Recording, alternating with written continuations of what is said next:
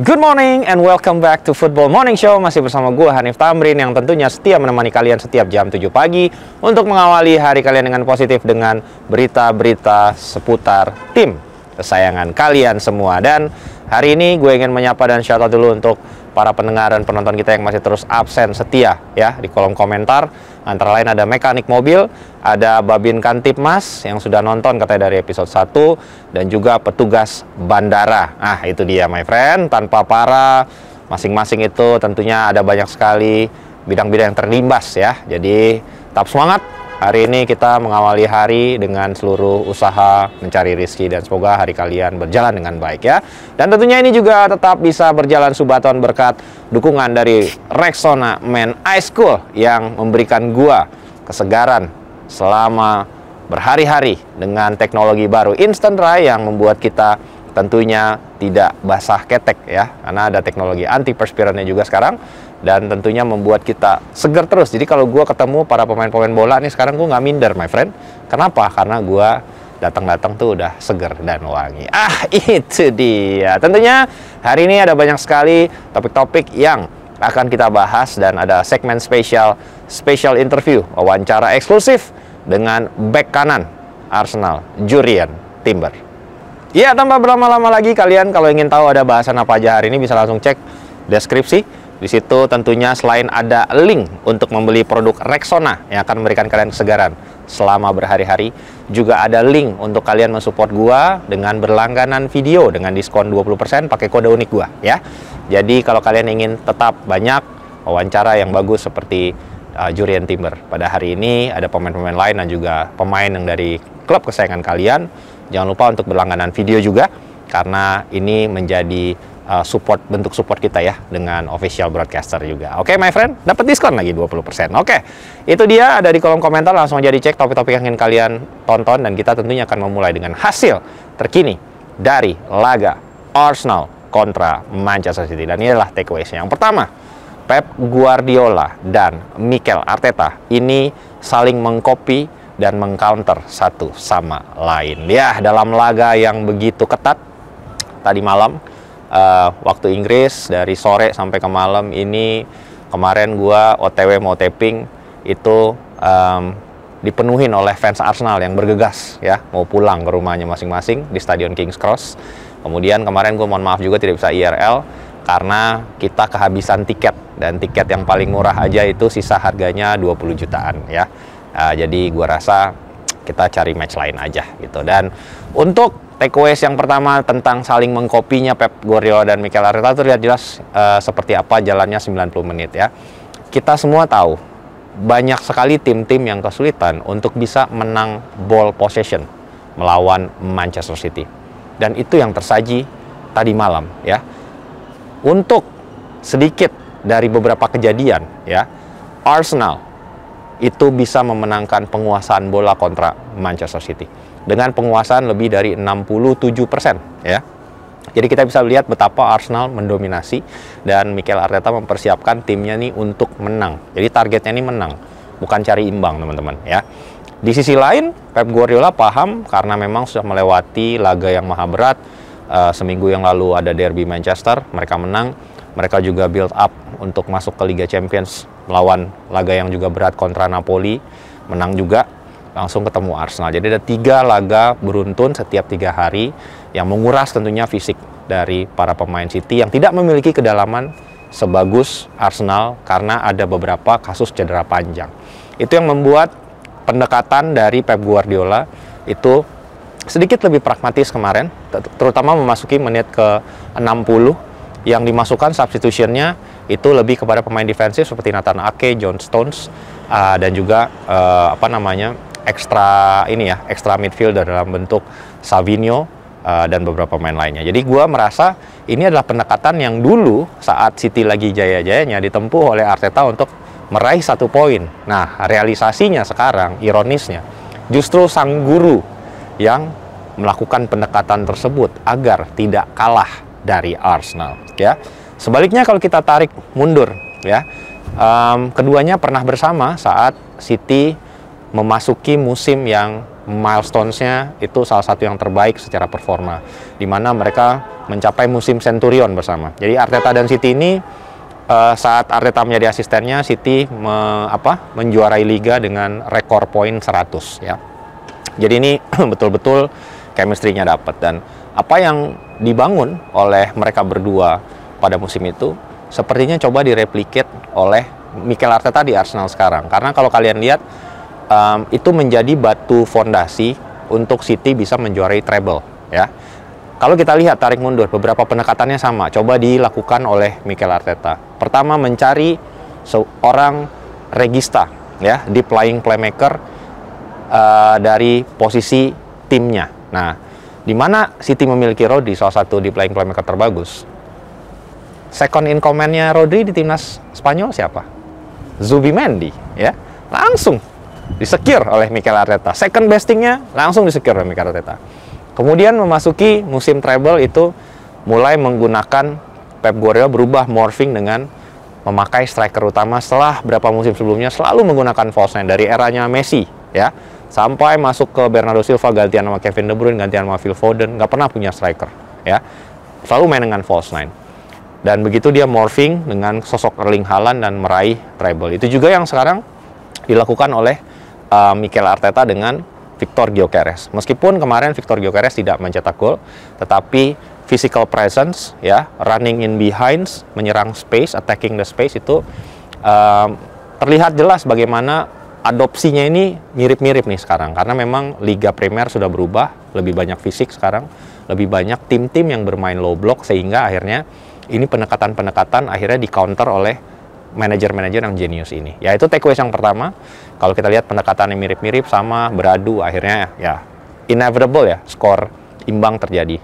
Menurut gue ini lebih kepada City yang beruntung bisa ambil 1 poin ketimbang Arsenal yang mendapatkan 1 poin. Ini lebih kepada berasa Arsenal yang kehilangan 2 poin ya. Dan kedua manajer juga menyampaikan, sambil kita lihat statistiknya, memang lebih unggul Arsenal di segala lini. Dan setelah itu Arteta menyampaikan sama seperti yang gue sampaikan tadi, jika ini lebih kepada berasanya Arsenal yang kehilangan 2 poin. Dia bilang, saya rasa sudah sangat jelas apa yang ingin kami lakukan di laga ini.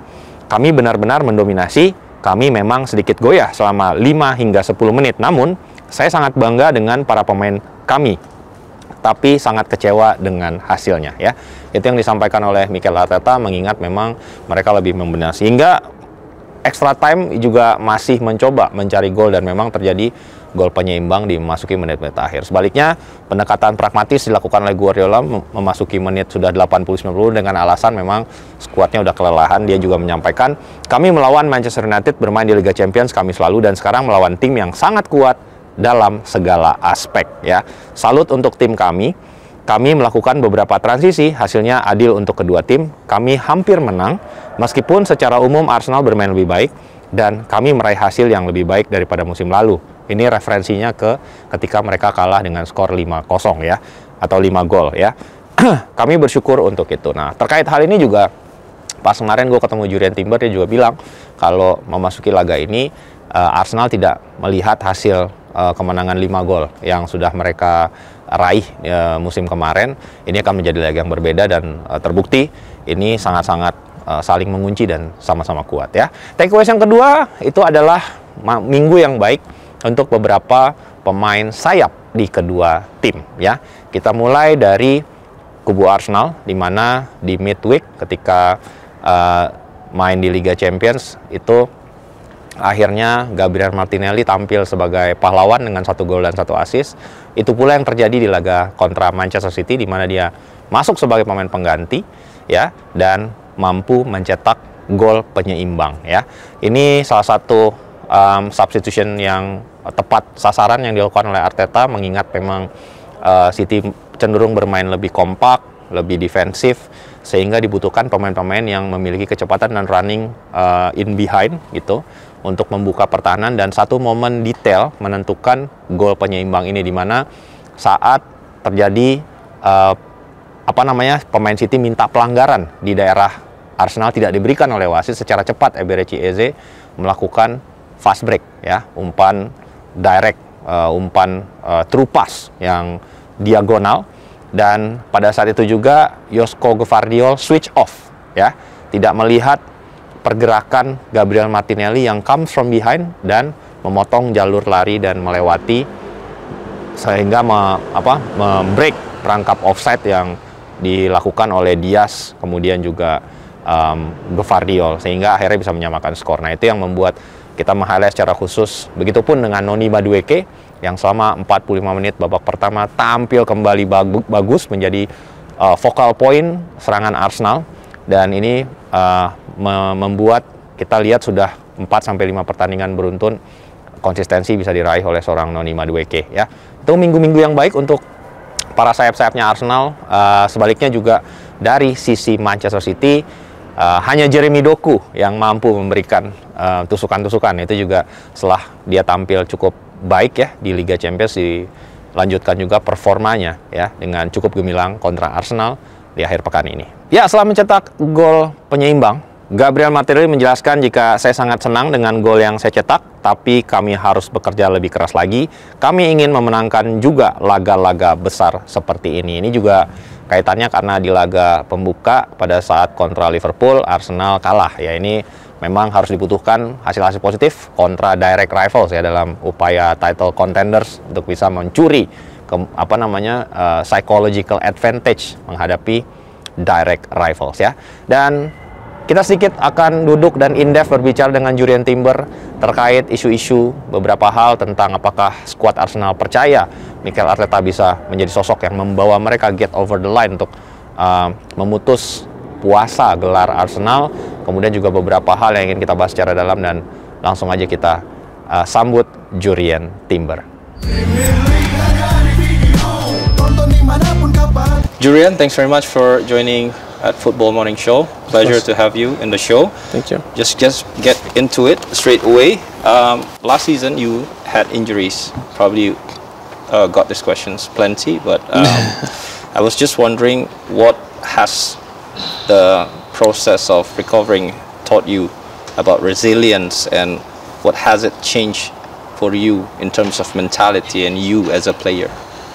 A lot. I think these kind of trials, they shape you as well a bit as a person and as a player, and they help you get stronger. Helps you, I think, in difficult times also a bit to connect with the people around you and to get closer with them. So that's what happened, and I came out stronger and feeling better and energized and ready for whatever was to come. So I think it was a good time also to look back on. After 3 straight seasons in Arsenal, finishing as a runner-up, some people starting to have doubt whether Mikel Arteta is the right person to lead the team, whether it's just up to the level of challenging for the title, or can he get over the line, get finally the goal that that you guys wants to dig. What's your take on that? My take? I think there's a conversation for people to have outside, on TV and stuff. I believe in this manager, and I think he's the right person. Yeah. I can say that because I work with him every day, and I think it pushes me to be the best I can be, and I think that's what great managers do.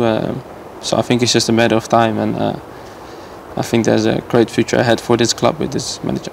Yeah. So, with the dynamics that happen in the transfer window now, Arsenal have depth in terms of squad. You have 2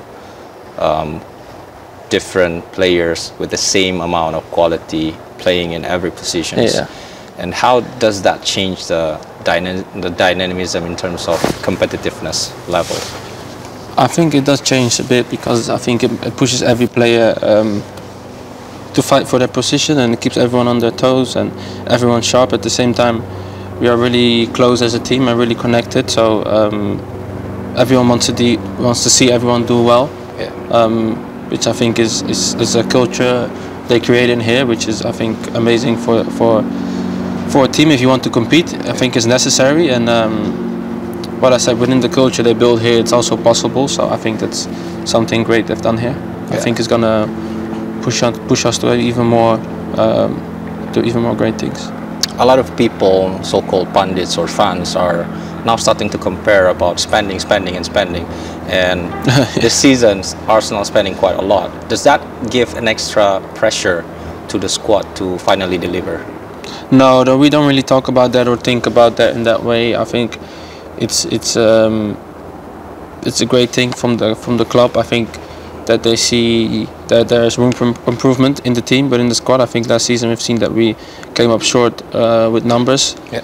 Sometimes, so I think they make the squad better. Not only here, also you see other teams getting better and bigger. So you have to, if you want to compete, you have to stay on top of that as well. I think, and I think they've done great, and now it's up to us to win things. Yeah.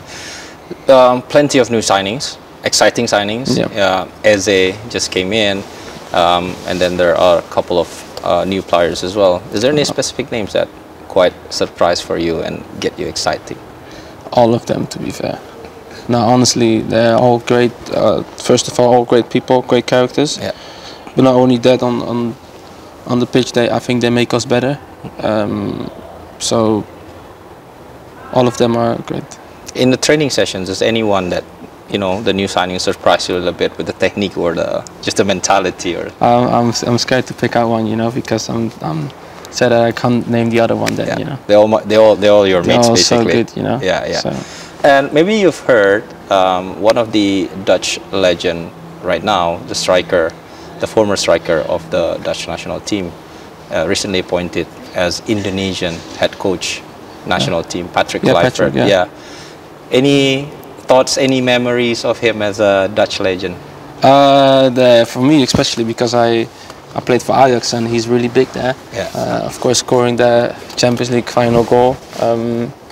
His son, I also played with his son in the national team, so we spoke a little bit about the Indonesia national team.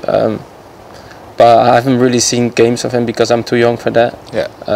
So he played before I was watching games, but I remember because he's a legend. You hear his name a lot, and he's very, very, very known in Holland. There's a lot of football stories about him. Can you say good luck to him, because we are about to? Yeah, I wish him all the best.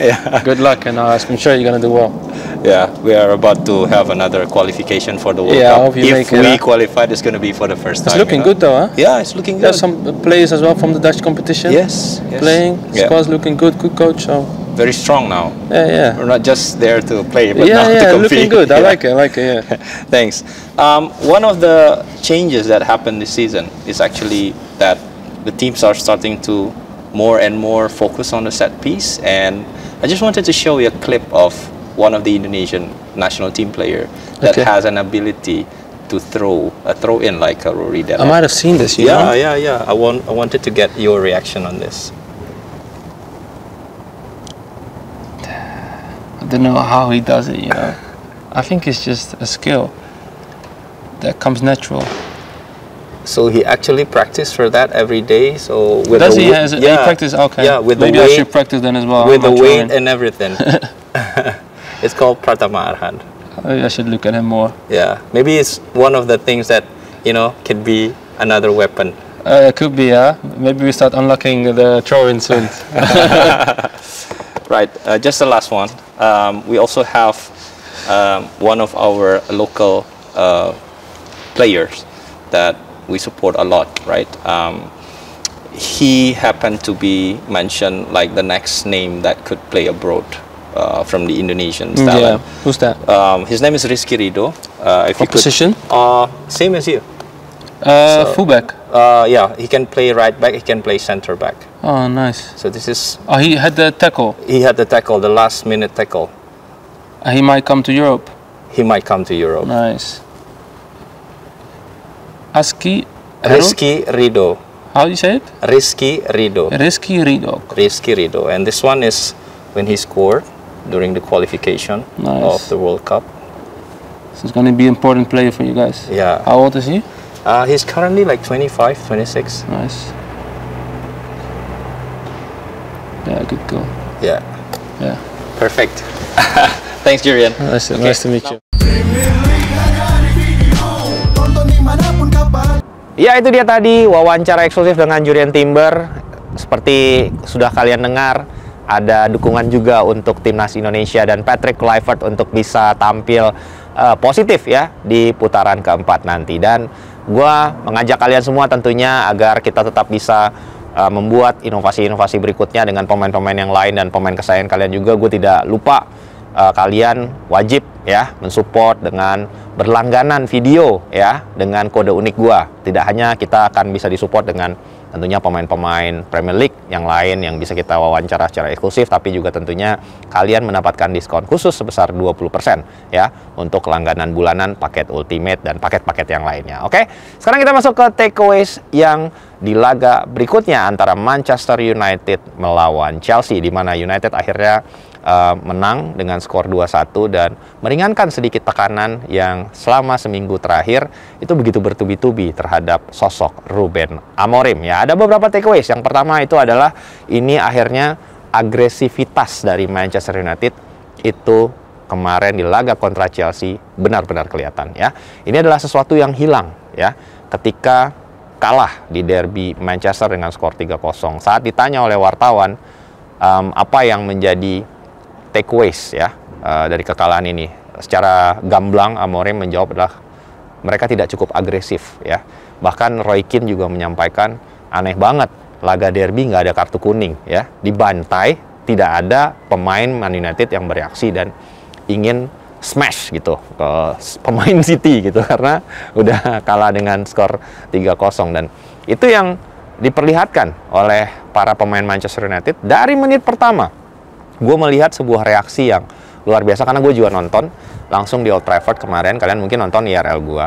Dari kick off dimulai ya, every single United player itu attack ya, untuk second ball, untuk mengambil bola, untuk semua duel itu kelihatan reaksinya. Jadi ada agresivitas yang kembali, terutama di beberapa pemain seperti Matthijs de Ligt, kemudian juga bahkan pemain yang secara fisikal itu nggak bagus kayak Amad Diallo itu mau ngejar dan ngepres dan ngebuang bola dan langsung disambut dengan gemuruh oleh publik yang ada di Old Trafford ya.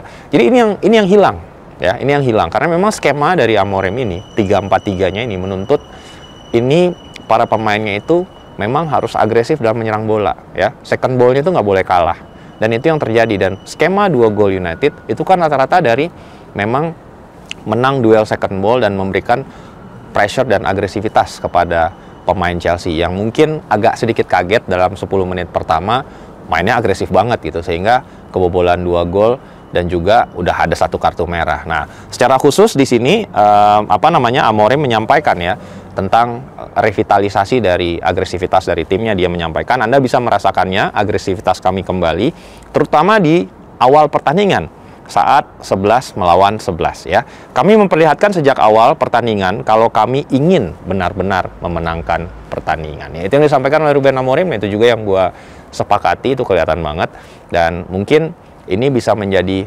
sebuah momentum. Ya, ini nggak bisa kayak gini dalam artian oke, menang 3 poin atas Chelsea, kemudian minggu-minggu berikutnya melawan tim yang lebih lemah secara di atas kertas atau tim papan bawah kembali kehilangan poin. Nah, ini kan yang selalu menjadi permasalahan dari United. Dari total 41 pertandingan United under Amorim ini baru kemenangan ke-9 teman-teman. Jadi this is just a start dan kita harap ini jadi start yang positif untuk Manchester United di pekan-pekan ke depannya. Oke, takeaways yang kedua itu adalah dari kubu Chelsea, di mana itu terlalu gegabah dan terlalu buru-buru dan salah langkah Enzo Maresca membuat substitution atau pergantian pemain saat Chelsea harus bermain dengan 10 pemain ya.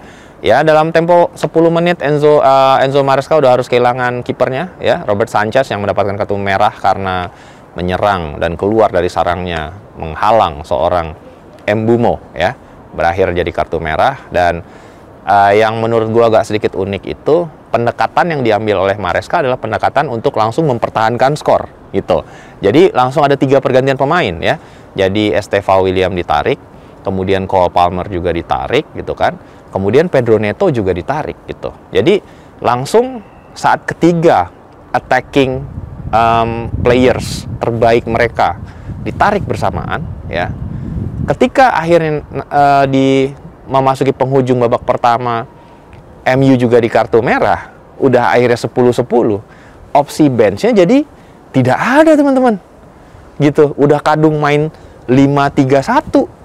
Jadi mau merubah lagi opsi tinggal Tyreek George. Jadi itu akhirnya dari sisi permainan catur, amunisi yang bisa dilakukan oleh Maresca untuk bisa kembali mengejar pertandingan ini itu nggak banyak, ya. Ini terlalu gue paham kalau misalnya satu pemain, misalnya kayak Cole Palmer, gue paham, oke. Cole Palmer mungkin masih belum fit, lu mau tarik nggak apa-apa. Tapi gue question mark-nya tuh di Estevao Willian dan juga Pedro Neto. Kan yang dimasukin Tosin, ada Rabiot sama Andre Santos. Gue paham mungkin dia pengen menang physical presence di tengah, ya. Karena kan tengahnya United bukanlah the strongest department. Jadi mereka pengen ambil menang di situ, distribusikan bola ke dua back sayapnya, di mana Reece James dan Marc Cucurella tuh naik turun terus gitu. Nah, yang terjadi adalah ketika Tyreek George pun dimasukkan, itu tidak menjadi apa-apa. Walaupun sempat akhirnya membuat skor menjadi 2-1 gitu. Chelsea sempat mengejar, tapi udah terlalu terlambat, ya. Dan opsi bench itu jadi tipis sekali. Nah, itu yang menurut gua adalah kesalahan fatal yang terlalu cepat. Ya masa lu baru menit ke 10-12 lu udah langsung tarik seluruh pemain ofensif terbaik lo gitu. Itu yang menjadi question mark juga di kalangan para wartawan saat press conference setelah pertandingan. Dan Maresca tuh menjawab, dia bilang terkait khusus dia hanya mau menjawab tentang Cole Palmer. Mungkin dia tidak ingin dipertanyakan juga tentang dua yang lain. Dia bilang adalah Cole Palmer memiliki masalah cedera. Itu sudah cukup lama. Cedera pangkal paha, groin injury, ya, gitu ya. Dia ingin tampil di laga ini, namun setelah 20 menit dia merasakan sesuatu di pangkal pahanya. Jadi kami memutuskan untuk menggantinya, ya. Itu yang dijelaskan terkait pergantian dari Maresca yang dirasa ini sedikit ada terjadi kesalahan dan membuat akhirnya costly, ya. 3 pertandingan terakhir, ya, kontra Brentford imbang, melawan Bayern kalah, melawan United kalah, dan sebaliknya pendulumnya sekarang berputar nih. Kalau tadi pressure ada di Ruben Amorim, sekarang pressure-nya ada di Enzo Maresca, ya. Itu kita lihat nanti seperti apa para pemain Chelsea akan bereaksi untuk memasuki game week berikutnya. Ya, beberapa pemain United juga angkat bicara, terutama Luke Shaw yang sepertinya sakit hati dengan kritikan-kritikan yang begitu deras datang saat kekalahan di derby Manchester. Dan dengan kemenangan atas Chelsea ini, akhirnya mereka mulai berani bersuara, terutama menjawab kritikan ex-legenda Manchester United, Roy Keane, yang benar-benar mempretelin kesalahan dari Luke Shaw satu persatu di minggu kemarin, ya. Dan secara khusus Luke Shaw menjawab, ya. Luke Shaw menjawab kritikan Roy Keane nih. Dia bilang, saya tidak butuh Roy Keane untuk menjelaskan bahwa saya bermain buruk melawan City. Anjay, nggak takut doi sama Roy Keane. Lu kalau ketemu juga jiper, lu Luke Shaw, gue yakin gitu kan. Setelah laga, saya tahu yang terpenting adalah mengetahui sebagus apa saya bisa bermain. Manajer yang sekarang, dalam artian Ruben Amorim, dan manajer terdahulu mulai dari Mourinho, Ten Hag dan lain sebagainya, tahu soal ini. Karena saya selalu bermain, ya. Jadi dia selalu dipercaya, dia bilang gitu. Jadi pasti ada kualitas di diri saya yang membuat saya dipercaya oleh manajer. Nah, itu yang disampaikan oleh Luke Shaw untuk menjawab kritikan-kritikan pedas dari seorang Roy Keane. Dan menurut kalian gimana fans Manchester United? Banyak yang ex pemain United yang sekarang akhirnya benar-benar mengkritik Luke Shaw, terutama minggu lalu. Yang dalam artian ini pemain kok lolos-lolos aja gitu. Tetap main aja, padahal cedera mulu, nggak berkontribusi, dan kayak nggak ada yang benar-benar menyalahkan atau mengkritik dia secara habis-habisan gitu. Dan itu dijadikan momentum kemarin dan dijawab oleh Luke Shaw. Nah, pendapat dari fans MU sendiri, ya, gue pengen tanya, kita berdiskusi di kolom komentar. Menurut kalian, apakah Luke Shaw itu masih pantas, ya, berbaju MU, ya? Kita coba analisa secara menyeluruh. Apakah dia memiliki kualitas menjadi seorang back tengah, ya, di sisi kiri dalam skema 3 back? Apakah dia lebih baik sebagai back sayap di kiri ketimbang Dorgu, ya? Itu mungkin diskusi yang harus kita buat, ya, teman-teman. Oke? Berikutnya kita akan membahas takeaways laga yang lain. Derby Merseyside akhirnya dimenangkan oleh Liverpool yang wow, 6 laga beruntun sapu bersih, my friend. Dan Liverpool gila, benar-benar Liverpool lagi on top form, ya. Di laga derby kemarin menang dengan skor 2-1, ya. Sedikit kontroversi karena extra time yang terlalu pendek ya, ada wujud protes dari tim Everton, terutama Jack Grealish yang tidak terima lah gitu kurang lebih. Namun ada 2 takeaways yang ingin gue bahas di sini dan gue diskusikan bersama kalian. Yang pertama, penampilan Ryan Gravenberch saat ini ada dalam status unplayable ya. Dia berada di top performa ya. Lu nggak bisa nggak mainin dia. Unplayable my friend ya. Dan dampak yang dia berikan dan dominasi yang dia lakukan baik dari sisi fisikal maupun juga pergerakan maupun juga umpan. Dan akhirnya sekarang ditambah lagi sama gol ya. Ryan Gravenberch ini tuh masuk dalam nominasi tim PFA musim lalu ya. Saking bagusnya dia gitu. Dan dari series of pertandingan yang dia mainkan, dia belum pernah cetak gol musim lalu ya. 40 pertandingan lebih dia belum cetak gol ya. Dan akhirnya itu tembus kemarin. Akhirnya dia cetak gol, dan satu lagi tentunya dicetak oleh pemain yang udah gue wawancara langsung gacor, gue Ekitike my friend gitu kan. Dan kita harus meng-highlight perkembangan dari Ryan Gravenberch ini setelah dipegang oleh Arne Slot. Itu signifikan sekali gitu ya. Dari sisi bagaimana dia memberikan dampak terhadap permainan, bagaimana pentingnya peran dia di dalam tim, dan bagaimana akhirnya dia sekarang mulai stand out ya secara individu ya. Secara khusus Virgil van Dijk itu juga setuju bahwasannya saat ini Ryan Gravenberch berada dalam status unplayable. Dia bilang Ryan dalam kondisi fisik yang luar biasa. Dia berada dalam performa terbaik dalam hidupnya dan dia harus terus mempertahankannya. Dia masih muda dan ada ekspektasi yang tinggi untuk dicapai, dan Anda harus terus konsisten memperlihatkannya setiap 3 hari sekali. Itu adalah sebuah tantangan yang bagus. Itu yang disampaikan oleh sang kapten Virgil van Dijk tentang performa dari Gravenberch yang memang sedang gacor-gacornya gitu. Ya, kedalaman skuad yang dipertontonkan oleh Liverpool di Derby Merseyside juga mengindikasikan jika mereka ada di sini untuk mendominasi ya. Starting 11 yang diturunkan oleh Arne Slot itu jauh berbeda seperti yang dia perlihatkan saat kontra Atletico Madrid di laga Liga Champions. Florian Wirtz ada di bangku cadangan, Alexander Isak ada di bangku cadangan, dan kita lihat seperti apa McAllister yang sekarang gantian masuk ya sebagai starting 11 gitu, dan Hugo Ekitike yang main sebagai ujung tombak. Itu yang secara khusus memang pengen gue highlight sebagai takeaways begitu dalamnya ragam dari opsi pemain yang bisa diandalkan oleh Arne Slot menghadapi laga-laga berat yang sudah menantinya di depan satu musim yang panjang. Dan secara khusus ini di-highlight juga oleh Richard Hughes. Hughes itu menyampaikan Anda harus menjauhkan diri dari keterkaitan dengan harga transfer. Ini konteksnya tentang betapa Liverpool itu berkali-kali di-pressure oleh external parties tentang expense mereka melebihi 400 juta pound sterling markanya yang dikeluarkan di jendela transfer musim panas ini ya. Jadi dia bilang distance yourself dari eksternal yang nggak penting lah, yang selalu menyuarakan soal spending mereka di bursa transfer gitu. Dan dia bilang mengidentifikasi pemain yang tepat untuk sistem yang tepat dan pelatih yang tepat itu sangatlah penting ya.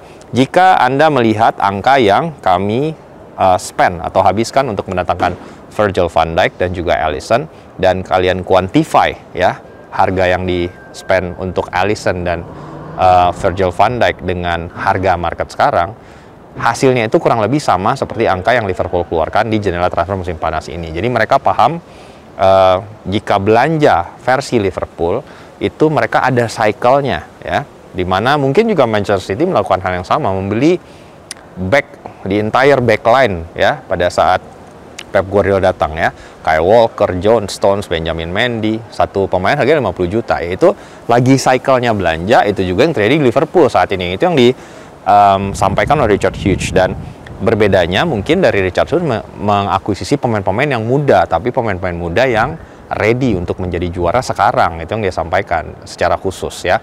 Baik itu Florian Wirtz, baik itu Alexander Isak, baik itu Milos Kerkez, baik itu Jeremy Frimpong, baik itu Hugo Ekitike. Secara khusus dia mengindikasikan jika pemain-pemain ini sudah membuktikan diri dari level individu. Ya, Arne Slot secara khusus dan tim kepelatihannya sedang bekerja di belakang layar secara keras untuk mempersiapkan transisi dan adaptasi dari para pemain-pemain yang dia datangkan dari Bundesliga. Secara khusus memang Florian Wirtz. Memang ini ada kritikan-kritikan yang mulai bermunculan masuki pekan ke-3 dan 4 tentang belum maksimalnya marquee signing dari Liverpool, ya ini Florian Wirtz belum bikin gol, belum bikin assist, kurang lebih seperti itu. Mulai ada pertanyaan-pertanyaan ya, kritikan lah ya, kurang lebih seperti itu. Dan secara khusus dijawab juga oleh Arne Slot jika memang sedang terjadi pengupayakan untuk ini di bulking badannya ya. Jadi Wirtz ini kelihatan banget belum bisa secara nyaman ya untuk compete di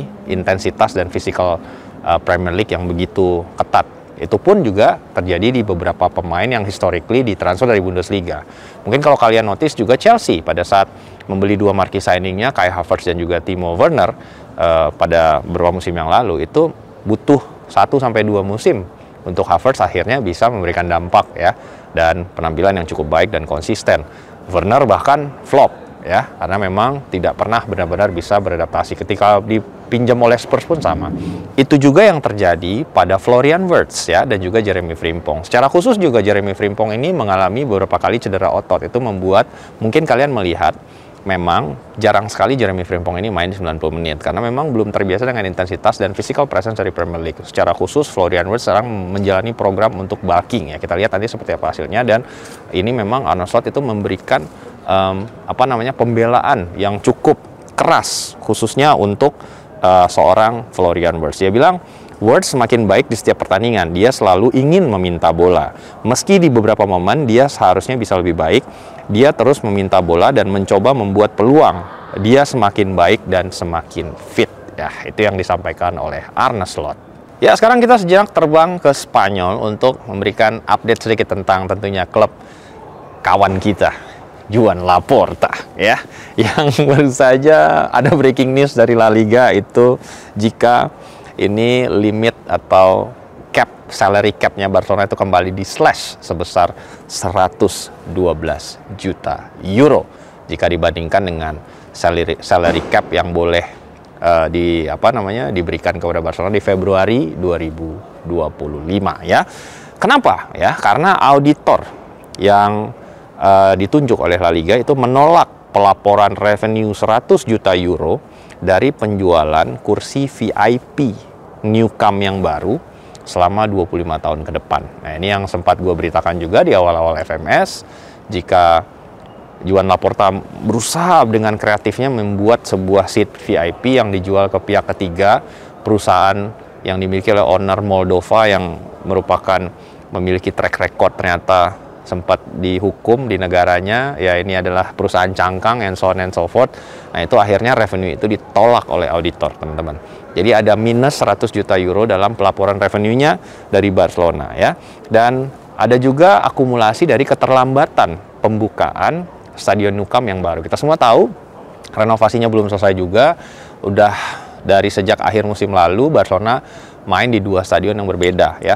Salah satunya di Johan Cruyff Stadion yang memang kapasitasnya cuma 6.000. Jadi kalian bisa bayangkan sendiri ya. Satu match day itu bisa menghasilkan 5 sampai 6 juta euro revenue. Jadi dari musim kemarin kalau di-combine, kehilangan potensi revenue-nya Barcelona ini gara-gara main di Johan Cruyff Stadium itu udah hampir 70 juta euro. Itu akumulasi dari pelaporan keuangan yang hilang akhirnya dan akhirnya ditolak oleh auditor. Itu membuat Barca sekarang hanya boleh menghabiskan salary itu 351 juta euro saja ya. Dan ini membuat ketetapan ini berlaku sejak September 2025. Kita lihat seperti apa upaya kreatif yang akan dilakukan oleh Laporta untuk memasuki jendela transfer musim dingin nanti. Ya, itu dia my friends episode kali ini. Semoga kalian cukup happy dengan ulasan-ulasan yang gue tampilkan, dan tentunya juga ada eksklusif interview dari Jurrien Timber. Berikutnya gue juga ingin seeding kalau kita akan ada eksklusif interview dengan salah satu legenda Premier League, Emmanuel Adebayor. Itu dia. Ada satu pertanyaan gua yang ditolak sama dia, tapi nggak apa-apa. Kita buka dan kita kulik dari sisi POV pemain Afrika, itu seperti apa pendekatan dan jenjang karir yang dia jalani selama itu. Banyak sekali ups and downs. Dia pernah main di Real Madrid loh, pernah main di City, pernah main di Arsenal dan beberapa tim lainnya. Spurs juga pernah. Jadi menarik untuk kita kulik. nantikan di minggu ini juga akan kita rilis, dan ini sedikit lebih panjang durasinya, sekitar 30 menit teman-teman. Jadi expect ini akan jadi sesuatu yang cukup menarik ya untuk kita kulik ya. Dan tentunya juga gue ingin ingatin kalian semua buat jangan lupa berlangganan video dengan kode unik gue untuk mendapatkan diskon 20% dan bisa menghadirkan lagi ya pemain-pemain unik dan juga pemain-pemain yang kalian suka dan kalian idolakan ya. Dan terima kasih juga untuk Rexona yang telah terus mensupport Subathon ini, yang sudah sedikit lagi akan memasuki periode akhir dari Subathon ya. Kalian bisa support gue dengan klik link yang ada di deskripsi untuk membeli produk Rexona, tentunya Ice Cool yang memiliki teknologi antiperspiran dan juga instant dry sehingga menjaga kita dari basah ketek my friend. Oke? And as always my friend, have a lovely day.